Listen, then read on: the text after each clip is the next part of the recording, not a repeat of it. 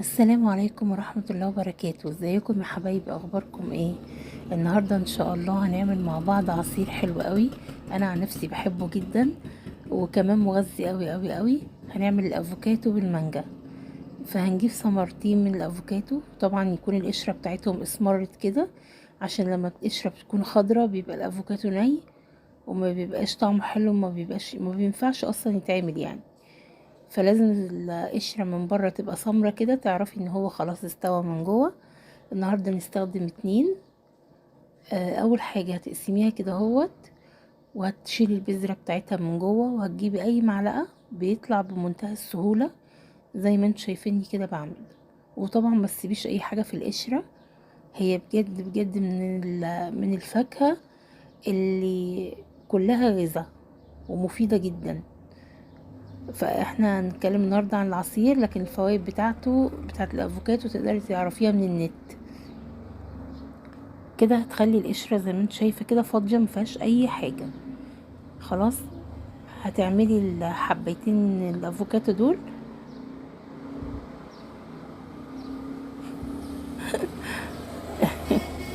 البذره وقعت، دمرت الدنيا. المهم،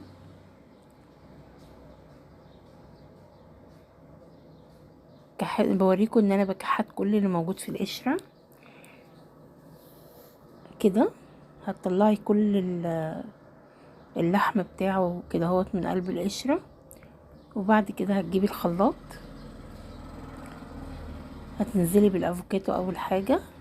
بعد كده يكون عندك عصير مانجا، او يكون عندك مانجايه انتي تقشريها بقى وتحطيها في قلب الخلاط، ده او ده هينفع.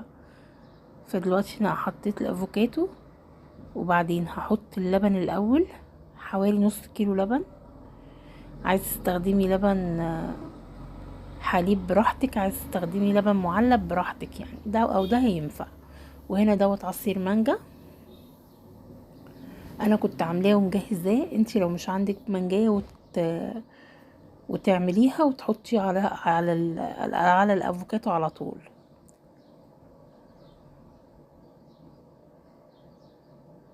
يبقى كده حطيتي الافوكاتو واللبن والمانجا. تمام. هتحلي بعسل نحل، ماشي. فدوت عسل نحل هاخد منه معلقتين كبار.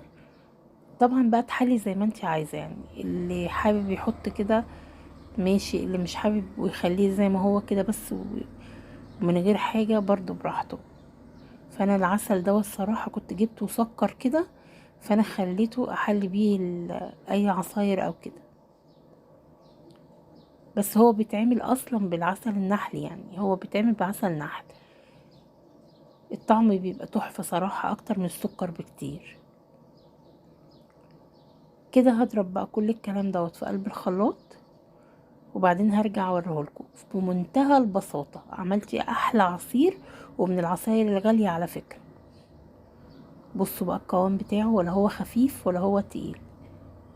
وبصوا اللون بتاعه عامل ازاي، اللبن مع المانجا مع الافوكاتو اداكي بقى كله على بعضه كده، اداكي الميكس دوت واللون ده كده. بجد حلو قوي، جربوه هيعجبكم جدا، وبألف هنا وشفا على قلبكم. من احلى العصاير اللي ممكن تعمليها.